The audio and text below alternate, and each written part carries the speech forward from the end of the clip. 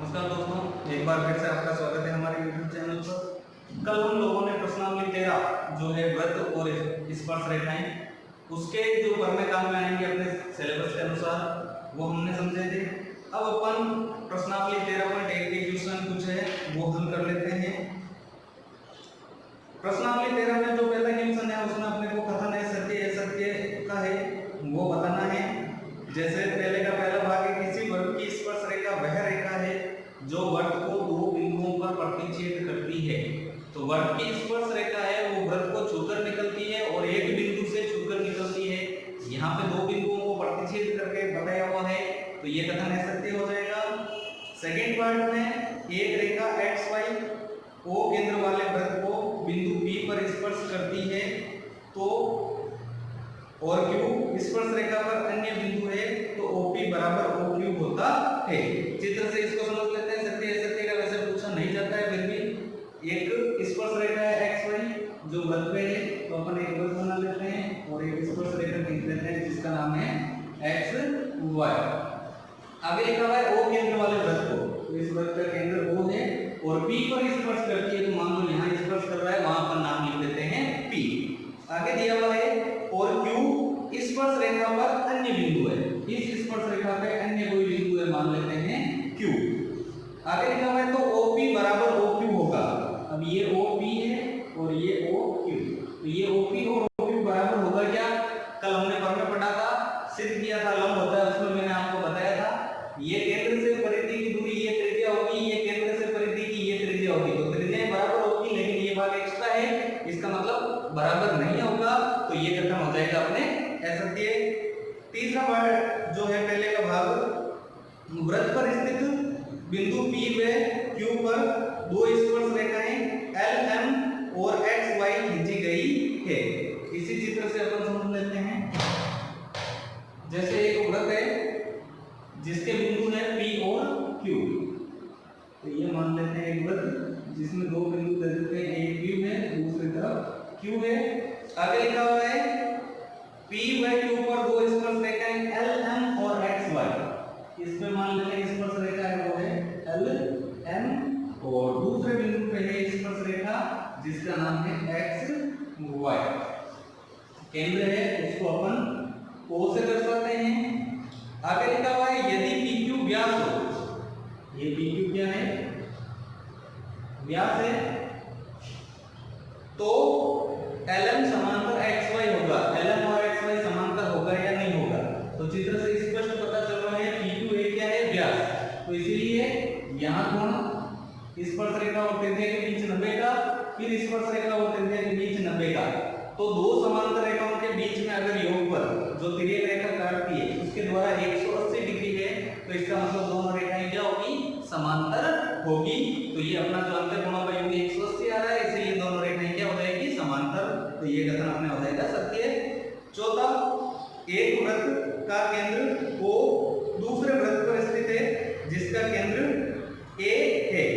यदि O केंद्र वाला वृत्त बिंदु A और B से गुजरता है, इस प्रकार गुजरता है कि A और B एक सरल रेखा है, तो B से खींची गई स्पर्श रेखाएं दोनों वृत्तों के प्रतिच्छेद बिंदुओं से गुजरती है। चित्र से समझना पड़ेगा इसको भी। प्रश्न में लिखा हुआ है एक वृत्त है जिसका केंद्र O दूसरे वृत्त पर स्थित है, यानी वृत्त कितने बनाने हैं अपने को? दो। एक छोटा वृत्त बना लेते हैं और एक थोड़ा बड़ा बना लेते हैं। एक का केंद्र ये हो गया, मान लेते हैं इसका केंद्र ये है। तो जो O केंद्र वाला वृत्त है उसका जो केंद्र है वो दूसरे वृत्त पर स्थित है, तो ये दूसरे वृत्त पर स्थित हो गया, इसका केंद्र है वो A है।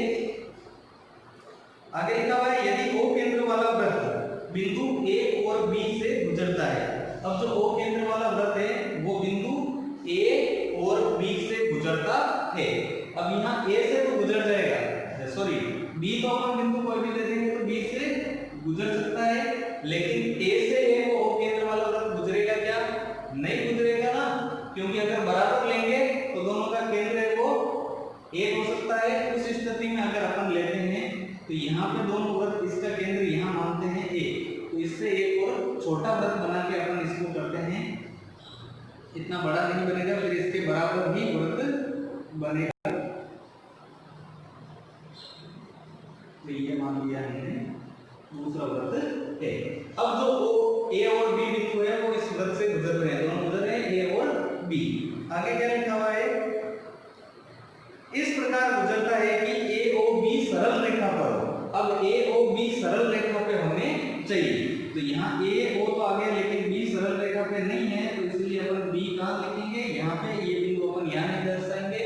ए ओ बी सरल रेखा पे है तो इसलिए बी अपन इधर रख लेते हैं। आगे क्या है, तो बी से खींची गई स्पर्श रेखाएं दोनों वृत्तों के प्रतिच्छेद बिंदु से गुजरती है। अब अपने को इसमें बताना क्या है कि जो ए से स्पर्श रेखा गुजरेगी वो दोनों वृत्तों के प्रतिच्छेद बिंदु से गुजरेगी।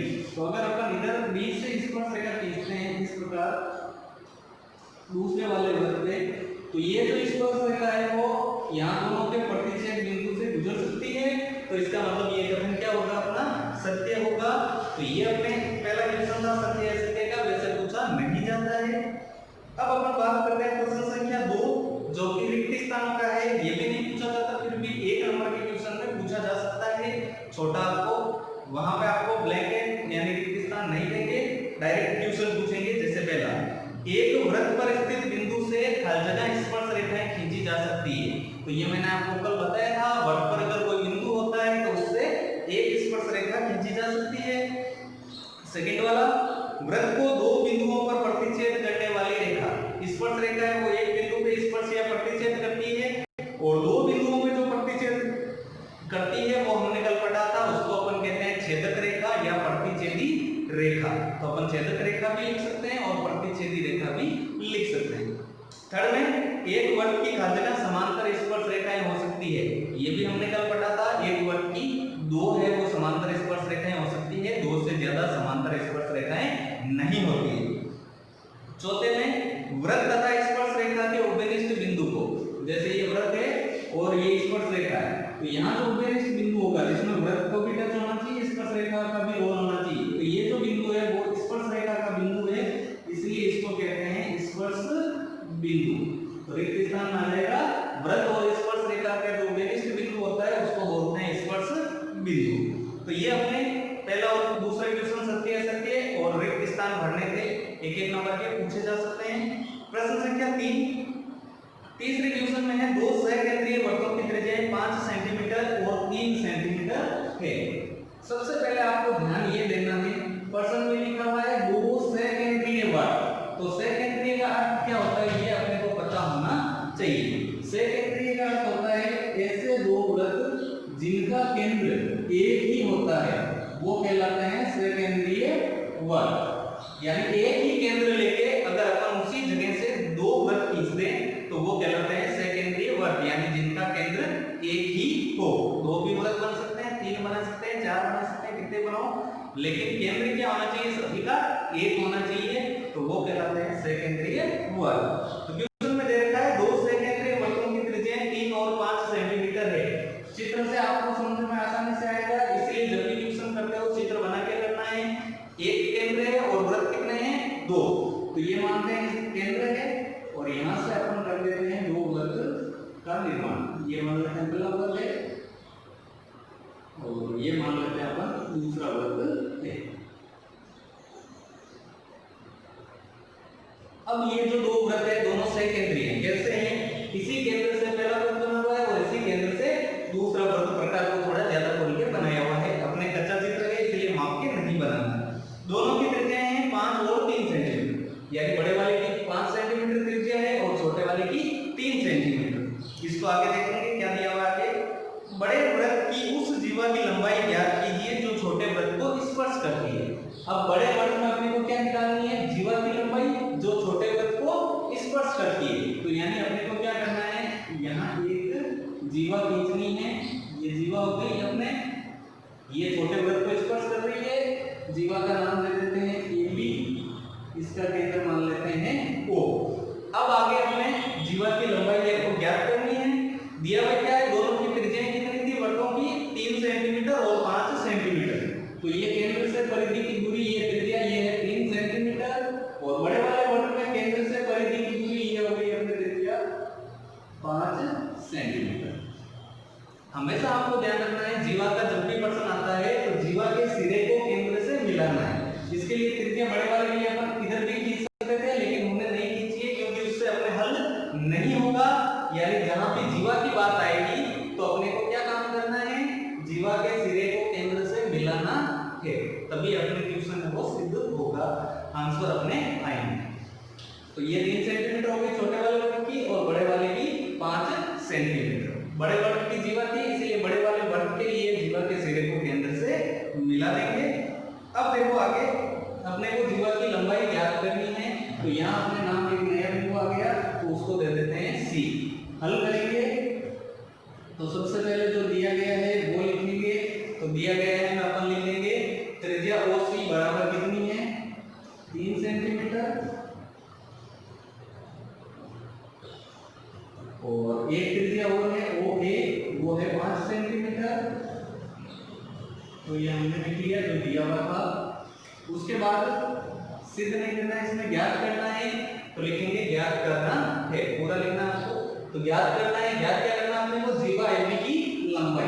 तो ज्ञात करना है अपने को जीवा AB की जो माप है वो कितनी होगी, लंबाई अपने को ज्ञात करनी है।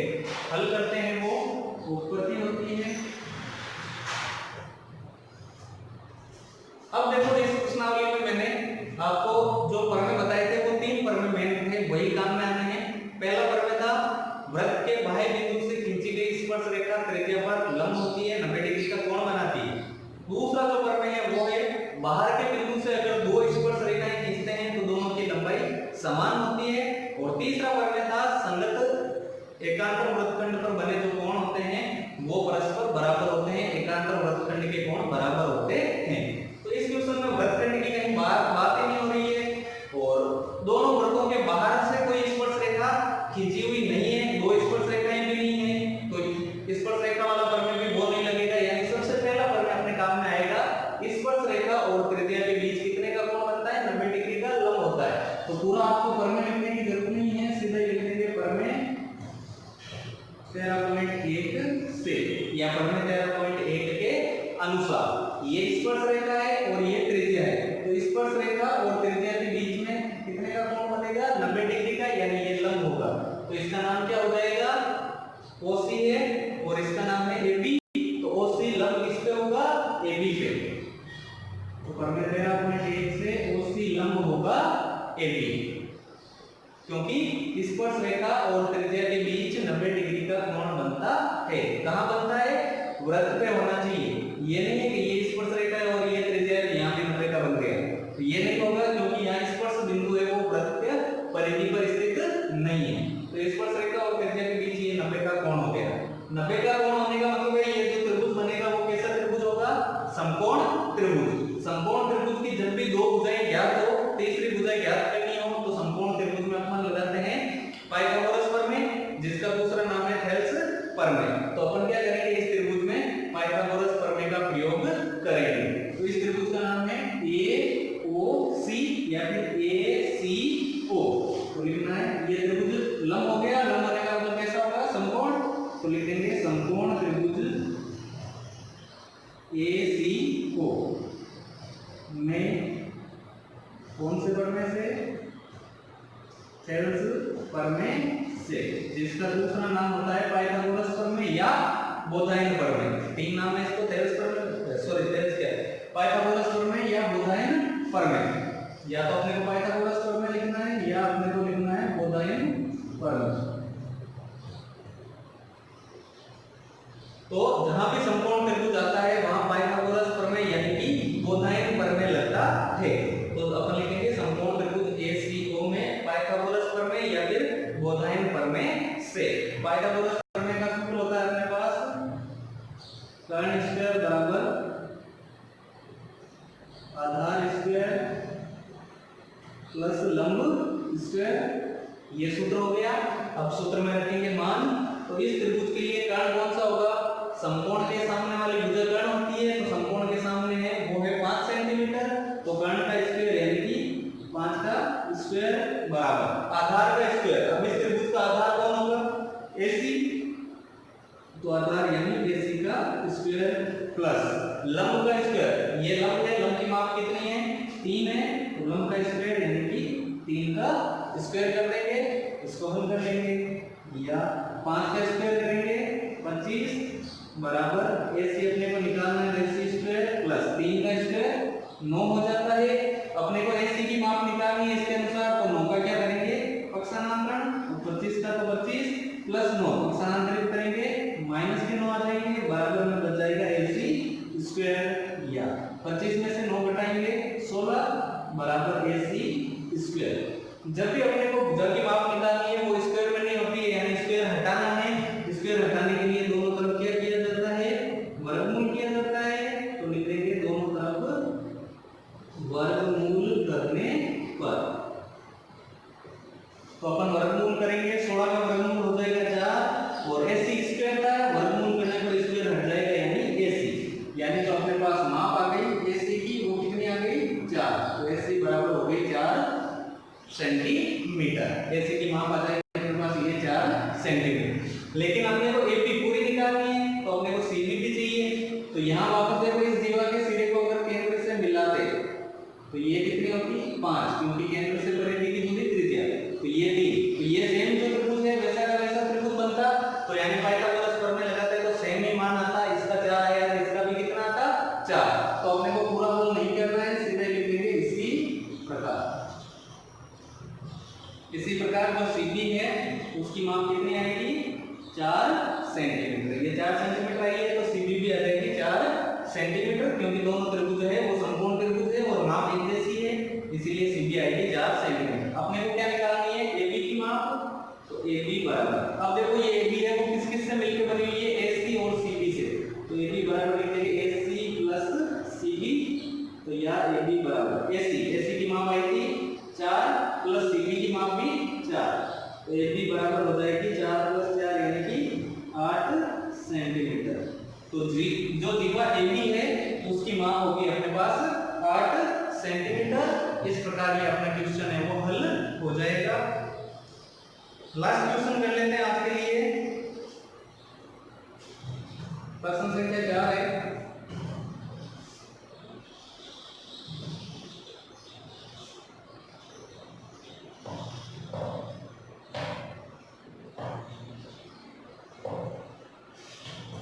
चौथे क्वेश्चन में देखिए अपने को दिया हुआ है किसी वृत्त के केंद्र से 10 सेंटीमीटर दूर किसी बिंदु, तो सबसे पहले अपना चित्र बनाएंगे, मैंने कहा चित्र बना के आपको समझ के हल करना है। तो ये मान लेते हैं ये वृत्त है जिसका केंद्र मान लेते हैं O। अब प्रश्न में क्या दिया हुआ है केंद्र से 10 सेंटीमीटर दूर कोई बिंदु है, तो केंद्र से मान लेते हैं ये कोई बिंदु है जो कितने सेंटीमीटर दूरी पे है 10 सेंटीमीटर पे, जिसका नाम लिख देते हैं A। आगे क्या लिखा हुआ है किसी बिंदु से वृत्त पर खींची गई स्पर्श रेखाओं की लंबाई, अब इस बिंदु से अपने को स्पर्श रेखाएं खींचनी है, तो ये मान लेते हैं कि स्पर्श रेखा है, स्पर्श रेखा की लंबाई 4 सेंटीमीटर है। अब ये जो स्पर्श रेखा है इसकी लंबाई अपने को क्वेश्चन में दे रखी है 4 सेंटीमीटर है। आगे क्या है तो वृत्त की त्रिज्या कितनी होगी, अपने को निकालनी है वृत्त की त्रिज्या, तो केंद्र से परिधि की दूरी त्रिज्या होती है, तो केंद्र से इधर भी त्रिज्या खींच सकते हैं, इधर भी चारों तरफ कहीं भी खींच सकते हैं, लेकिन अपने स्पर्श रेखा से संबंधित प्रश्नावली है तो जहां स्पर्श कर रही है वहां पे इधर खींच लेते हैं, ये क्या होगी इसकी त्रिज्या यानी कि R। नामांकित कर देंगे केंद्र वो है ये A हो गया ये B। अब अपने प्रमेय काम में कौन सा आएगा बाहर के बिंदु से खींची गई स्पर्श रेखा त्रिज्या के साथ कितने डिग्री का कोण बनाती है 90 डिग्री का, क्योंकि वो स्पर्श रेखा है नहीं, अगर दो होती तो वो प्रमेय काम में आता सेकंड वाला, तो वृत्त के बाहर के बिंदु से खींची गई स्पर्श रेखाओं की लंबाई समान होती है, वहां पे कितनी स्पर्श रेखाएं होनी चाहिए 2, तो यहाँ एक स्पर्श रेखा है तो सीधा यही प्रमेय लगेगा बाहर के बिंदु से खींची गई स्पर्श रेखा त्रिज्या पर क्या होती है लंब होती है, यानी प्रमेय 13.1। लेकिन उससे पहले अपन जो दिया गया है प्रश्न में दिया हुआ है OA की माप कितनी है 10 सेंटीमीटर, AB की माप है 4 सेंटीमीटर, दो ही चीज दे रखी है, ज्ञात क्या करनी है अपने को वृत्त की त्रिज्या और यहाँ वृत्त की त्रिज्या है वो कौन है, OB। तो अपने को वृत्त की त्रिज्या यानी OB है वो ज्ञात करनी है। हल करेंगे वो उत्पत्ति होगी। तो अब अपन लगा लेंगे इसमें पर में। तो बाहर के बिंदु से खींची गई स्पर्श रेखा त्रिज्या पर क्या होती है, लंब होती है, यानी पर में मेरा पॉइंट 1। तो सीधा लिख देना है, पूरा पर में लिखने की जरूरत नहीं है। अपन लिख देंगे पर में मेरा पॉइंट 1 से। पर में मेरा पॉइंट 1 के अनुसार क्या होगा, AB है वो किस पे लंब होगा, OB पे। तो AB लंब होगा BO या OB। लंब होने का मतलब यहाँ कितने का कोण बनेगा, 90 डिग्री का। और अभी हमने पढ़ा था किसी भी त्रिभुज में कोण 90 डिग्री का होता है, वहां अपने को लगाना है पाइथागोरस प्रमेय, जिसका दूसरा नाम है बोधायन प्रमेय। तो इस त्रिभुज का नाम है OBA। तो लिख लेंगे समकोण त्रिभुज OBA में बोधायन प्रमेय से। बोधायन प्रमेय का दूसरा नाम पाइथागोरस प्रमेय। तो समकोण त्रिभुज OBA में बोधायन यानी पाइथागोरस प्रमेय से। पाइथागोरस प्रमेय का सूत्र होता है अपने पास कर्ण स्क्वायर बराबर आधार स्क्वायर प्लस लंब स्क्वायर। ये हमने लगा दिया सूत्र। अब अपन रख लेंगे मान या। सबसे पहले कर्ण। तो किसी भी समकोण त्रिभुज में समकोण के सामने वाली भुजा कर्ण होती है। तो समकोण के सामने 10 है, तो इसका अर्थ है कर्ण का स्क्वायर यानी कि 10 का स्क्वायर बराबर आधार स्क्वायर, ये आधार और ये लंब, या ये आधार ये लंब। लंब और आधार में अगर अपन उल्टा सीधा कर लेंगे तो आंसर में कोई फर्क नहीं पड़ेगा। कर्ण का विशेष कर ध्यान रखना है, बाकी लंब आधार में अगर कंफ्यूजन हो तो कोई दिक्कत वाली बात नहीं होगी। तो ये मान लेते हैं आधार है, कितना है ज्ञात करना है। तो आधार कितने, OB का स्क्वायर प्लस लंब, लंब ये हो जाएगा कितना 4, लंब का स्क्वायर यानी 4 का स्क्वायर। हल करते हैं इसको, 10 का स्क्वायर करेंगे यानी 10 × 10 100 बराबर में OB अपने को ज्ञात करना है। तो OB स्क्वायर प्लस 4 का स्क्वायर करेंगे 16।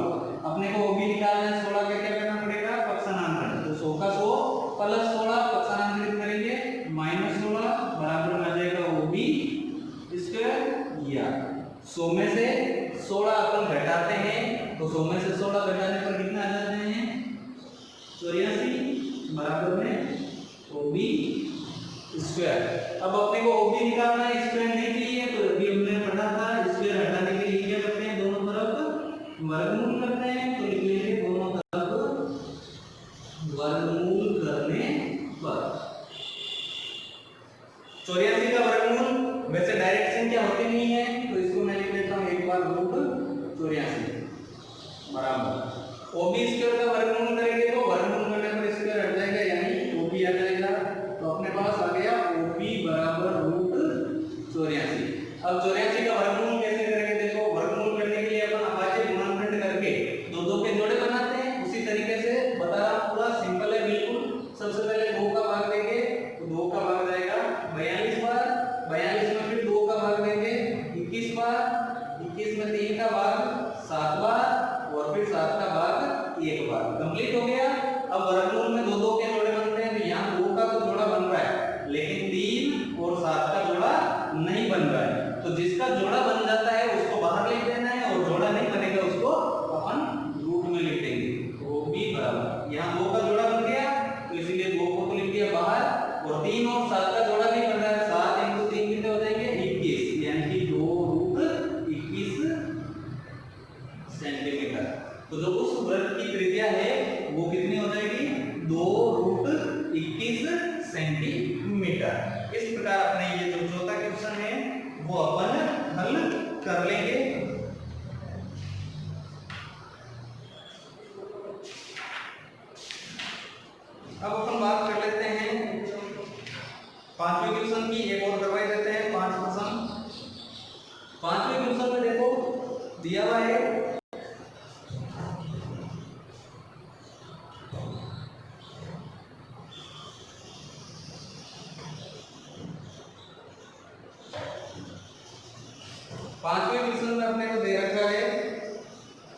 एक ओ केंद्र वाला वृत्त, एक वृत्त है जिसका केंद्र ओ है।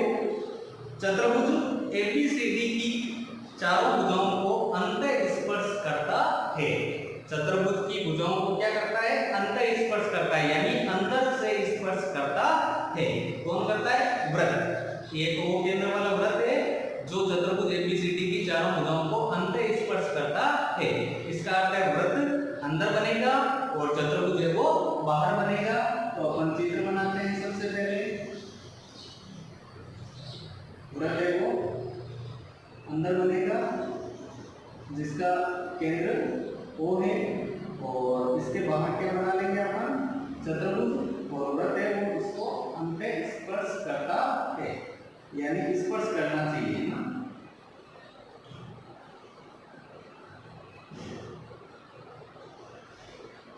तो ये इस टाइप का अपना चित्र हो जाएगा जिसमें एक ओ केंद्र वाला वृत्त है जो चतुर्भुज की चारों भुजाओं को क्या कर रहा है? अंत स्पर्श।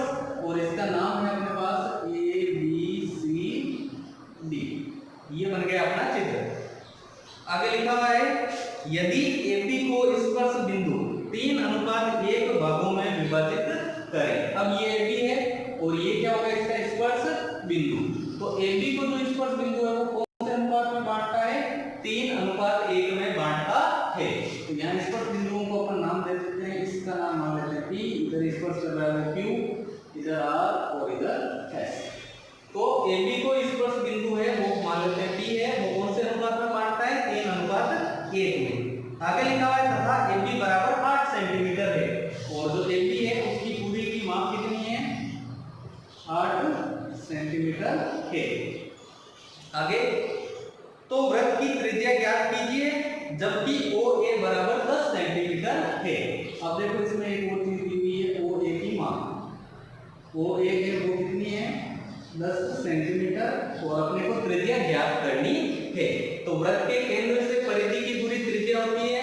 अब त्रिज्या अपन चारों तरफ में से कहीं भी खींच सकते हैं, लेकिन इधर वाली माप दी हुई है इसलिए त्रिज्या अपन इधर वाली खींच लेंगे। तो ये होगी इसकी त्रिज्या। अब इसको हल करेंगे तो सबसे पहले जो दिया गया है वो लिखना है। प्रश्न में दिया हुआ है AB की माप कितनी थी? 8 सेंटीमीटर। AO या OA की माप की वो थी 10 सेंटीमीटर। और AB को स्पर्श बिंदु P है वो कौन से अनुपात में विभाजित करता है? 3:1 में। तो वो भी लिख देंगे AB को स्पर्श बिंदु P 3:1 में विभाजित करता है। ये अपने को दिया हुआ है। ज्ञात क्या करनी है अपने को? ज्ञात करनी है वृत्त की त्रिज्या। तो ज्ञात करना है उसमें लिख देंगे वृत्त की त्रिज्या। और त्रिज्या केंद्र से परिधि तक की दूरी है वो है कौन सी? OP। तो अपने को त्रिज्या यानी OP है वो ज्ञात करनी है। हल करेंगे वो ऊपर की। अब देखो सबसे पहले कोई भी क्वेश्चन आता है जिसमें आपको अनुपात में दिया हुआ है। तो पीछे मैंने आपको ऊंचाई और दूरी वाली जो 8 प्रश्नावली थी उसमें बताया था जहां भी अनुपात आता है तो अनुपात को अपन चर लेके पहले उसको मात्रक में बदलना है। तो 3:1 दिया हुआ है तो इसको मानना पड़ेगा। तो लिखेंगे माना कि। क्या मानेंगे? देखो AP इसका अनुपात कितना है? 3। तो लिख देंगे माना कि AP बराबर है वो 3। साथ में कोई भी चर लेते हैं अनुपात आने पर तो 3x। तो PB कितना हो जाएगा? 1x। अब इसके द्वारा अपन माप ज्ञात करेंगे। कैसे करेंगे? देखो AB पूरी AB कितनी थी? 8 सेंटीमीटर। अब AB है वो कितने भागों से मिलकर बनी हुई है? AP प्लस PB से। तो AB कितने लिखेंगे? AP प्लस PB बराबर कितना आएगा? 8। या AP की माप कितनी है? 3x प्लस PB की माप 8x या उसको x बोल सकते हैं बराबर 8। 3x में 1x जोड़ेंगे 4x बराबर 8। अपने को x निकालना है 8 में 8 गुना 4 स्थानांतरित करेंगे भाग 4। 8 में 4 का भाग 2 बार यानी x का मान कितना आ जाएगा? 2। x का मान निकालने से क्या होगा? जो अनुपात है उसका अपन ज्ञात कर सकते हैं। कैसे करेंगे? 3x था तो 3 का 3 इंटू x की जगह रख देंगे 2, तो 3 इंटू 2 यानी एपी की माप कितनी हो जाएगी 6 सेंटीमीटर। इसी प्रकार पीबी को हमने माना था 1x जिसको अपन x भी बोलते हैं, तो x बराबर आ गई 2 सेंटीमीटर, यानी एपी की माप कितनी है, सॉरी पीबी की माप कितनी हो जाएगी 2 सेंटीमीटर। तो ये अपने पास माप आ गई।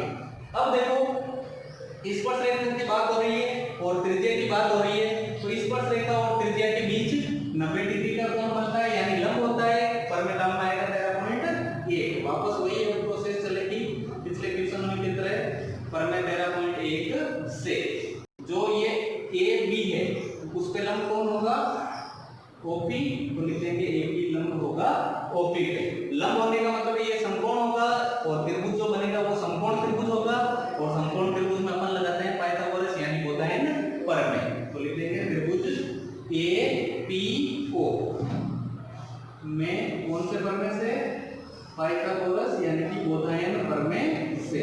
पाइथागोरस भी लिख सकते हैं और कोसाइन भी लिख सकते हैं, तो पाइथागोरस प्रमेय से। पाइथागोरस प्रमेय का सूत्र लगा लेंगे अपन, कर्ण स्क्वायर बराबर आधार स्क्वायर प्लस लंब स्क्वायर या।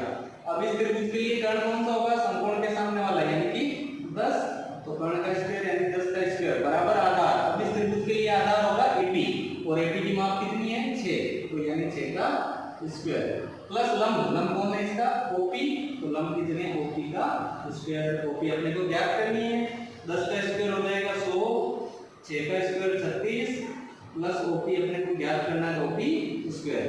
100 का 100 ओपी निकालना है, इसका पक्षांतरण प्लस 36 इधर लाएंगे माइनस 36 बराबर में बच जाएगा ओपी स्क्वायर। 100 में से 36 घटाएंगे 64 बराबर में आ जाएगा ओपी स्क्वायर।